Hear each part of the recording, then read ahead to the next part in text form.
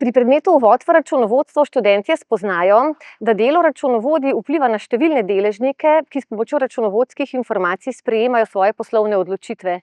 Da bi lahko sprejemali pravilne poslovne odločitve, je pomembno, da so te računovodske informacije kakovostne. Takšne pa lahko pripravi samo strokoven računovodja, ki deluje po najvišjih načelih etike in osebne integritete. Vedoželjnost pri predmetu poslovna informatika vzpodbujamo na različne načine.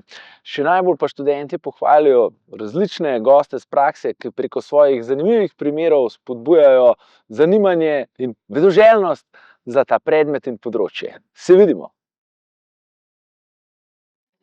Pri našem predmetu razvijamo podjetnost študentov zelo konkretno. Ustvarimo okolje, varno okolje, recimo temu peskovniku, v katerem se lahko igrajo, in potem v tem okolju iščejo in razvijajo podjetniške priložnosti v skupini. Mi jim pa damo orodja, ki jim pri tem pomagajo, in pa pomagamo jim, usmerjamo jih s povratnimi informacijami. Pri predmetu Uvod v poslovanje se z novimi študentkami in študenti najprej pogovorimo o pomenu sodelovanja v poslovnem okolju, medosebnega sodelovanja, sodelovanja med organizacijami in sodelovanja v družbi nasploh. Predvsem pa iščemo tudi načine, kako se lahko vključimo v iskanje rešitev, v katerih ustvarjalni posamezniki znotraj timov ustvarjajo poslovno okolje za uspešno delovanje organizacij in za družbeni razvoj in rast nasploh. A veste tisto, zakaj matematike vsi spoštujejo? Zaradi tega, ker imamo rešitve za vsa vprašanja. To je ena varianta. Druga varianta je pa matematika je stara že nekaj 1000 let.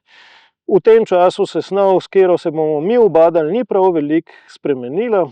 Tako da spoštovali vas bomo čisto vse od začetka do konca, samo če se v te predmet naučili pa bomo. Trajnostno ravnanje se pri našem predmetu odraža v vsebinah, ki jih nudimo študentom, kot tudi v načinu podajanja študija.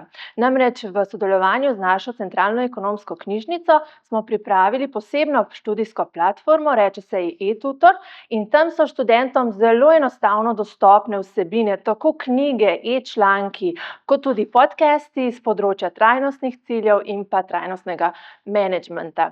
Letos pa smo v sodelovanju z našimi alumni in tudi menedžerji leta pripravili tudi posebno rubriko, ki se ji reče Menedžment smo ljudje, kjer prikazujemo tudi njihove trajnostne prakse.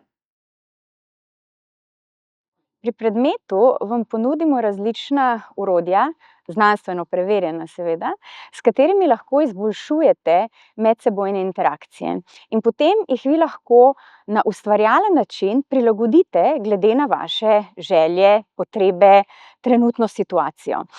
In fino je pa to, da lahko takoj naslednji dan ali pa še isti dan po predavanju oziroma vajah kreirate visoko kakovostne povezave, bodisi študenti in študentkami na hodnikih naše fakultete ali pa pri delu, ne nazadnje pa seveda ne najmanj pomembno, pa tudi z vašimi družinskimi člani, sorodniki in pa prijatelji.